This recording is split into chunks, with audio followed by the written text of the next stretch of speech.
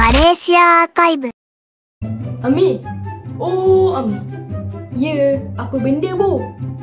Esok, jom kita pergi kedai Pak Abu. Dah buka ke kedai dia?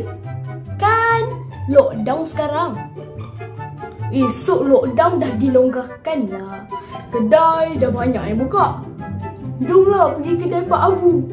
Aku dah lama nak makan nasi goreng USA kat kedai dia. Kau tahu kan nasi goreng USA tu apa? Tahulah, nasi goreng Amerika tu lah kan? Bukanlah, nasi goreng USA tu nasi goreng, udang, sotong dan ayam. Oh, ya ke? Selama ni kita salah lah ya? Salah lah.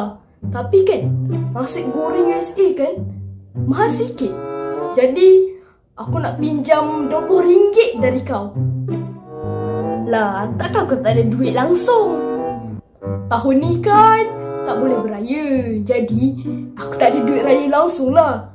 Duit simpanan aku pun dah habis buat beli Robux je. Dah lah aku kena scam dekat game Adopt Me dalam Roblox. Alamak, tak boleh lah macam tu, Bo. Allah, dengan kawan pun nak berkira. Kedekut tai hidung masin lah kau. Kau ingat lagu yang kau nyanyi 6 bulan lepas tu, yang dalam video yang dapat 1 juta view tu? Cuba kau nyanyi sikit lagu tu. Lagu apa ya? Oh, lagu hutang tu. Macam ni.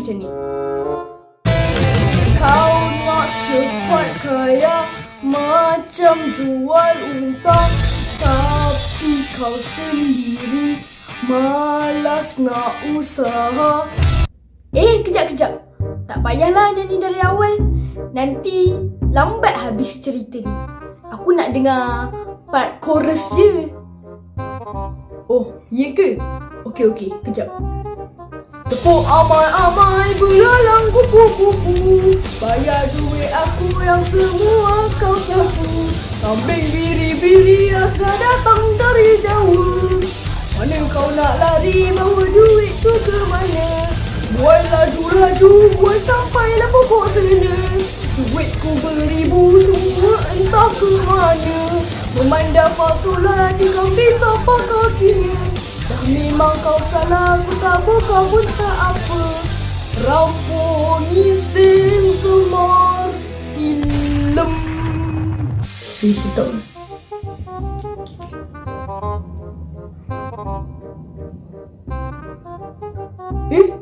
Kau nak buat apa dengan kayu baseball tu? Nak buat apa lagi?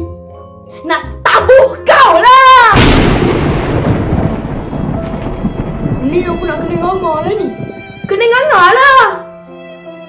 Yelah.